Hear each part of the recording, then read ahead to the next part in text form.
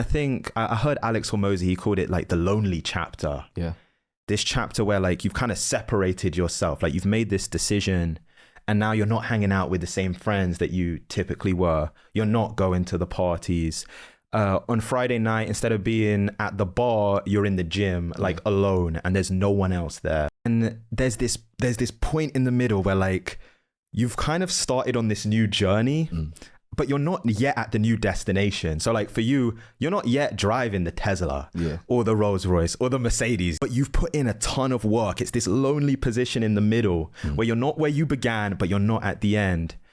And the reason I think so many people, the lonely chapter is like where dreams die, to be honest, because people turn back.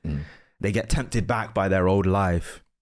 And so I'm curious for you, was there any moments, any kind of vivid memories of like even being tempted back into like the old way, like the old Tez, the old habits, behaviors that you were doing? I would say, yeah. I mean, I feel like I like to just be completely transparent. There were definitely times where I felt like I wanted to go back on my bad habits, you know, but that's why they're bad habits. They're easy to go back to.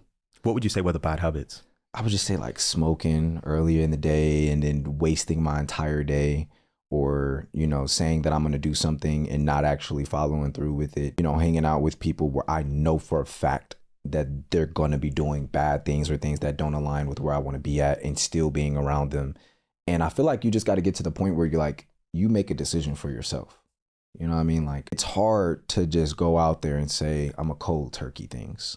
But it's like, that's the satisfying part. When you do the hard shit, later down the line, it doesn't become hard. So when someone else starts it and it's hard, but you've already been doing it, you could just tell them like, I did it, you can do it too.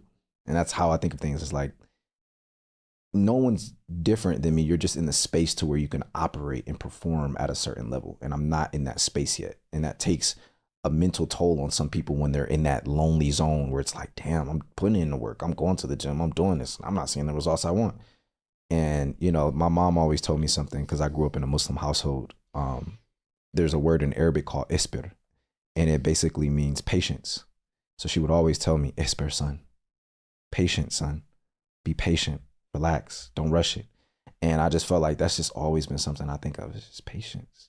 Everyone else's time may be right now, but God didn't want that for me right now.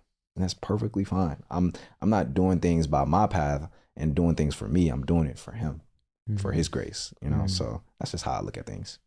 But you know,